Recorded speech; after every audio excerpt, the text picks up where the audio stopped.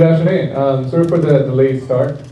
My name is Dylan. I was one of the 8 co-founders of Oculus, and recently I sold all my Facebook stocks that I got and started a new company called Vr Creative.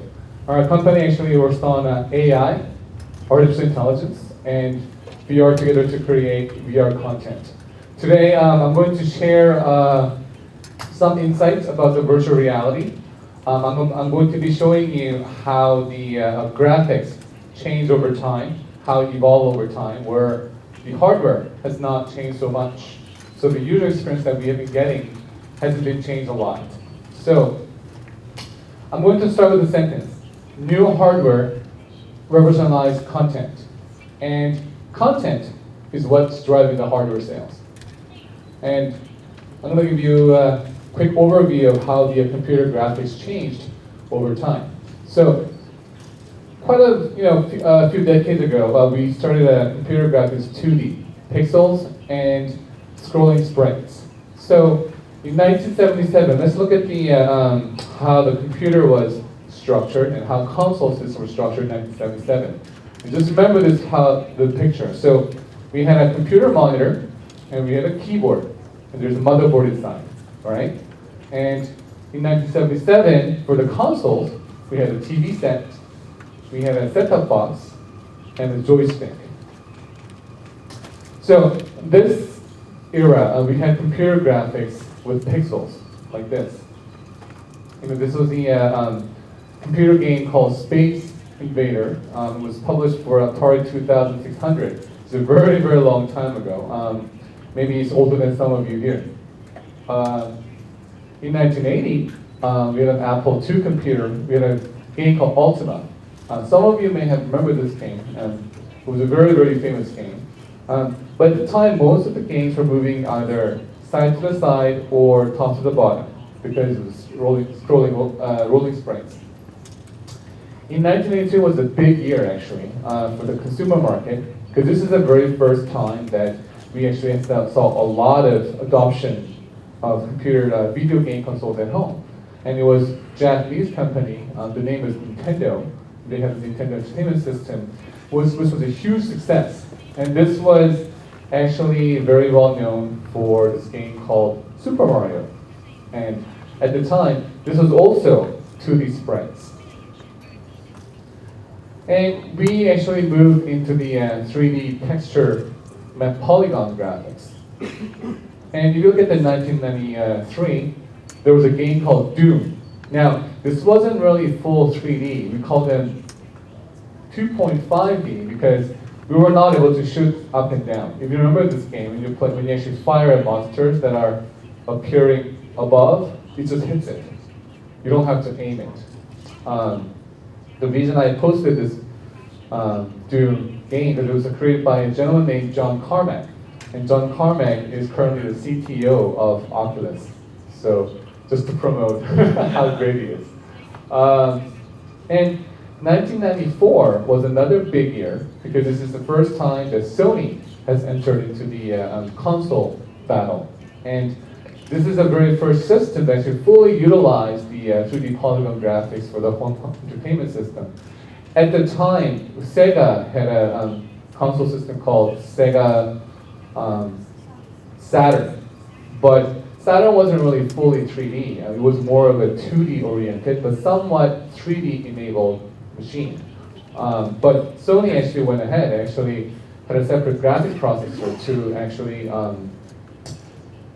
utilize full 3D graphics. As a result, in 1996, we had a really, really wonderful game called Tomb Raider. The reason I picked Tomb Raider because this is only, a game that I could see ladies' butt legally and got not penalized. Just kidding. But 1996, computer actually was a little bit slower than the console system to catch up the 3D graphics. It was a game called Quake. It was really, really popular in the United States. It was also a game created by John Carmack.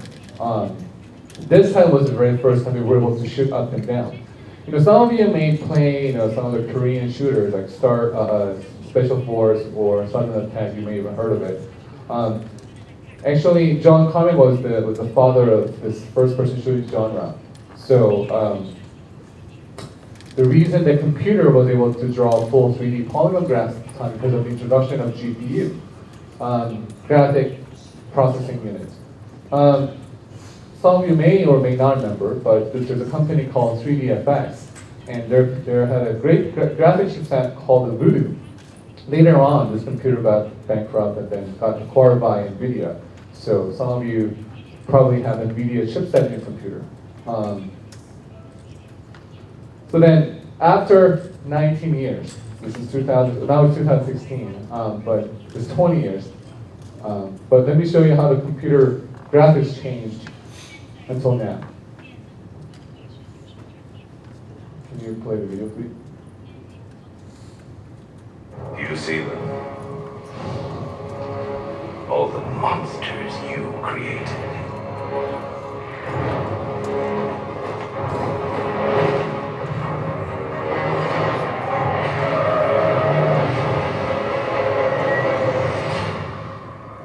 My toxin will fill the streets and bring this city to its knees. I will take from you everything you fear to lose, and I will watch you suffer.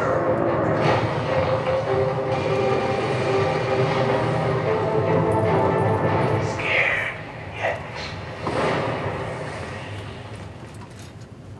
So this graphic that you just saw is actually fully real-time rendered graphic. It's not like the movie that you watch, like Frozen or Up, those like Pixar animation movies. They're pre-baked, meaning that they're all rendered with the rendered farm and then just made a video file. But this one's actually real-time rendered graphics, which means that you can interact with the real world as you play the game. And the quality of the graphics has gone so far that it's becoming almost photorealistic. You can see the close texture and you can tell the hair moving. You can see the light reflections. They're almost becoming like photorealistic graphics.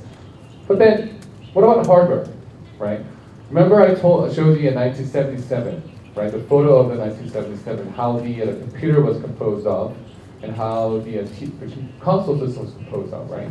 So if you look at this, okay, we have a monitor. It's not a CRT monitor anymore. It's not humongous, but it's flat, and yet still 2D flat monitor, right? And the motherboard has came out from the main body as a tower format, but still we have a keyboard, right? Maybe a little extra that we added was a mouse. But the way we have interacted with the PC gaming content, the hardware hasn't changed much, right? If you look at the console system, right? Well, we have still a set-top box. TV's got much bigger, less pixelated, but still 2D flat panel. You still have a joypad. It's a joystick with multiple, keys and buttons, right? But the way we have been interacting with digital content haven't changed much over 20 years of period. Always makes like 77 to 2016, so you do the math, that's like, what, 34, right? So for a long time, it hasn't changed a lot. We have an extra thing called a mobile. You probably see a lot of mobile games on the floor, show floor too. And it connects billions of people in the world, at the same time, and all the time. But it's so little, teeny tiny, right? The screen size is so small that you don't feel the same immersiveness as you would play the games on the bigger screen. Then the question is, then where should we go, right? I mean, computer graphics has advanced so much, and your hardware hasn't, then where should we go? So the answer that I propose is a virtual reality, motion tracking, 3D display. So then people are going to ask, what the heck is virtual reality? What are we talking about here, right? So a lot of people actually get confused, especially for those people who are from the press. They get confused about the concept of virtual reality and augmented reality. So I'm going to show you a significant difference between the VR and AR from the following videos. Hi, can you play the video? Virtual reality, please. So this is the Oculus Rift.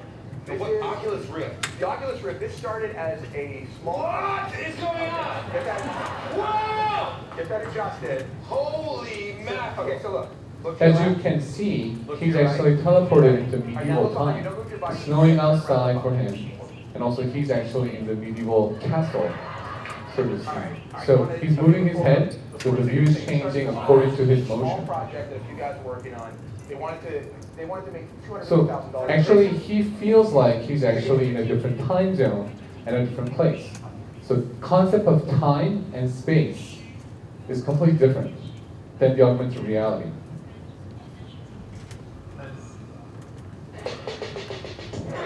In this video, he's still in his office.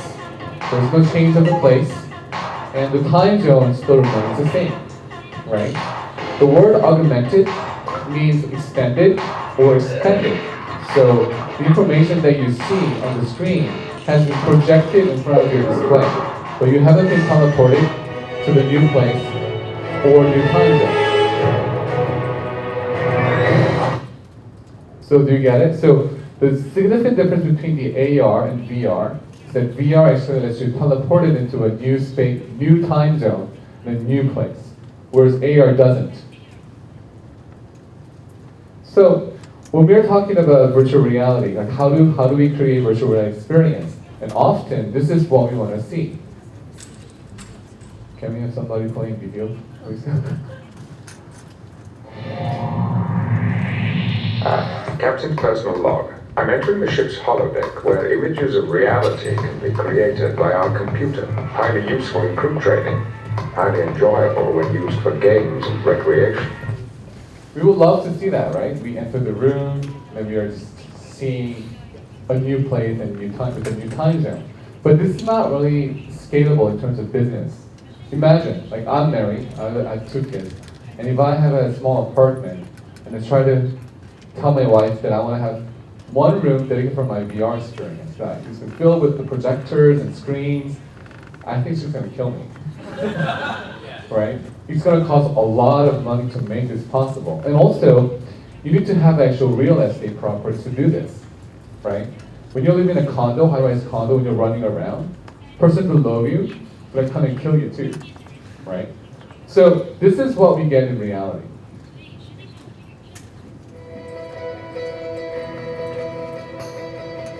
I'm not going to try to explain it to you. I just want you to experience it.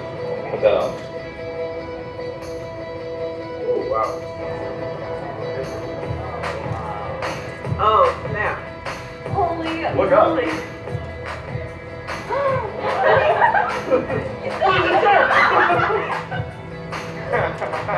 This is crazy. Oh my god. Oh my gosh, this is too real. This is too real. All that?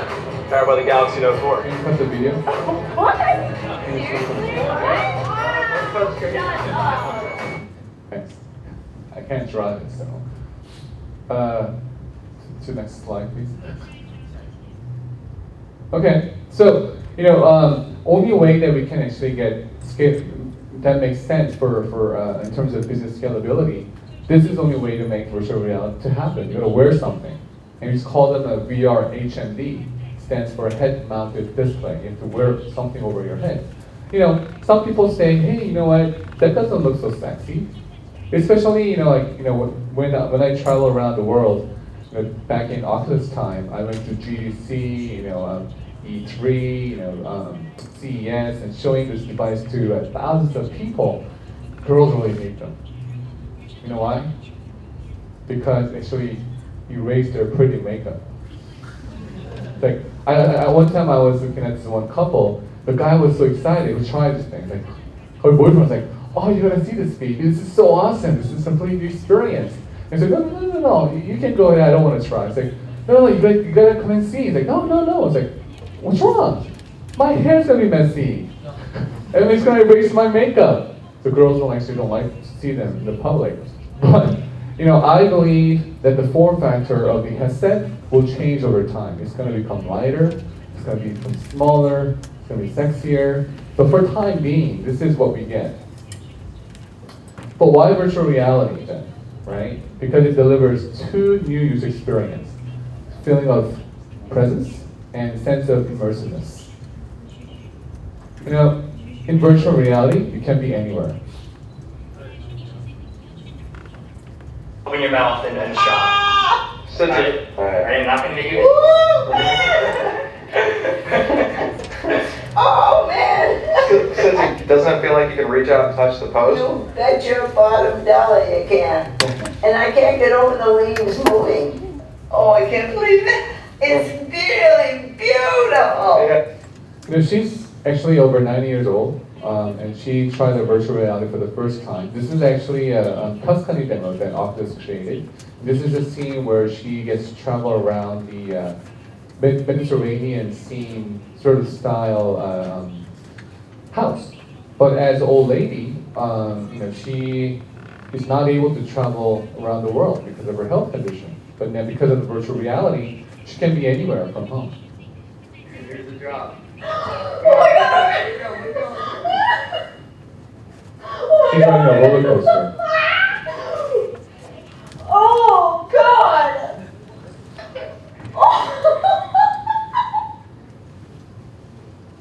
As you can see, you can do anything in virtual reality. You know, from home. You know, I have a wife who doesn't like to get on, you know, those Vikings or roller coaster because she always had this wild imagination that all of a sudden, what if roller coaster stops at the top of the hill and doesn't move? I mean, honey, that doesn't happen that often. But you know, she gets so paranoid. But she can try this at home, you know, feeling perfectly safe and still understands how thrilled it is to ride a roller coaster. In virtual reality, you can be anything. Do I have the video here? Wait a minute. It's probably hidden. Oops. It's will be a funny video. But you know, I'm just gonna go on and say. So in virtual reality, you can see things as if you're a bee, or you can see the world as if you're a dog. You can be. You don't have to be a human form to look at the world in through human eyes. I'm gonna just show you a quick video that explains how VR can change the industry that we know today.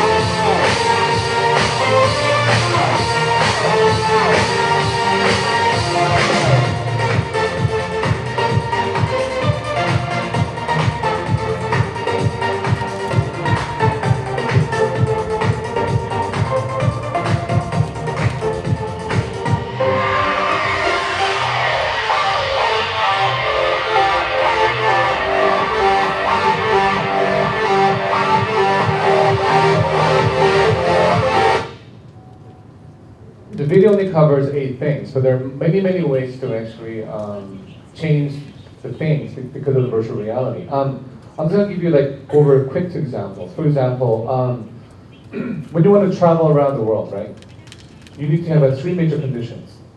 1, you need to have money, right? You need to buy your tickets to the airplane. You know, those people who are from outside of Taiwan, you probably have to buy your plane tickets to get here, right? You also pay for your hotel accommodation, right? And also your food. And also, you gotta be perfectly healthy to travel around, right? Otherwise, when any of the situations don't meet, then you can't really travel. With virtual reality, all those costs can become 0, right? Because you can be seated in your house and still be able to be transported into a new world and experience what's happening around that place. You know, as a Korean man, right, we have a conscription law, so we have to serve in the army. And I was actually placed into a mechanized division where I have to ride a tank, you know, on a field exercise. You know, whenever we're going to go to a field exercise, you know, riding on the tank, 3 major costs actually happen. 1, you got to spend a lot of money on diesel gas to move your tank, right? And you have to spend a lot of ammunition, because when you fire your tank, right, you spend ammunition, ammo, right? Another cost is actually destruction of nature. You have to destroy, target, and it actually destroys a lot of trees and mountains, right? In virtual reality, all those costs become zero, right? You can shoot as many bullets as you want. You can move around as much as you want, but there's no gas cost or there's ammunition cost. You can destroy many things you want, but you don't have to worry about destroying your own nature. You can do your exercise as many times as possible. That's what virtual reality brings. The feeling of immersiveness and the sense of presence, that actually brings your cost down, actually make things more effective. Any technologies that are coming out to the world, for those technologies to go mainstream, two major keywords need to be satisfied. One, low cost, and two, high efficiency. And virtual reality actually promises to deliver just those two major factors. So, I'm not going to be all pretty about virtual reality. We still have challenges that we have to solve. One of the major challenges is the content design. Other ones, they're just using more time to solve those problems. But content is a major issue for mass adoption. How many of you play Angry Birds on your smartphones? Or have played Angry Birds before? Right, quite a few. Can you imagine yourself playing Angry Birds on your mouse, on your PC? Do you think it's going to be fun playing, Angry Birds with your mouse? Probably not, right? Because you just have to have a small tiny screen to play that, and you don't want to move too much of your hand. Or I'm a big Street Fighter fan. I'm going to go down there and play Street Fighter 5 today. But to play Street Fighter 5 with the full potential, you need actually a joystick, arcade stick. So if you go down there right now, downstairs, go to the Street Fighter 5 demo booth, they don't actually let you play with the control pad, they actually let you play with the arcade stick, because that's what actually brings the full potential of user experience, right? But I don't see myself playing Street Fighter on my mobile phone. I can't do my fireball, I can't do my Dragon Punch. It just doesn't make sense to play the game on the mobile phone. I also love to play Call of Duty. Actually, I'm not the second example. I like to play World of Warcraft. There's some PC MMO game. But I don't see myself playing World of Warcraft on PS4. Because it just doesn't work, right? So each hardware platform delivers different experience. For virtual reality, you have to rethink about your content design as well. Because it's not just going to work if you just directly port what you have, what you have created, into virtual reality, expect this to work. Okay? Time is running out. So with the virtual reality, there's a change of content experience. We are moving away from seeing and moving towards to feeling. Whenever we actually let the people try the virtual reality, they always told us, wow, it feels like I'm actually there. That experience cannot be delivered by any 2D flat screens that you see today. And I was just explaining this a while ago the user experience difference between the PC and mobile. So my challenge to you is, as a game content creator, you should really think about what would be the compelling experience for VR. And do not think about making a direct port, because it will never work. So VR is happening. You have your big Taiwanese company, HTC, making Vive. I think you can try downstairs. And Sony is making PlayStation VR. That's also available downstairs. Oculus is going to release their first product in the first half of the year. And there's also a Samsung Gear VR. There's tons of other Google Cardboard, like things, right? So the device is coming out to the market first half of this year that you can expect from it as a consumer level. And I believe it will change the world. Well, that's for my presentation. Thank you very much for your attention.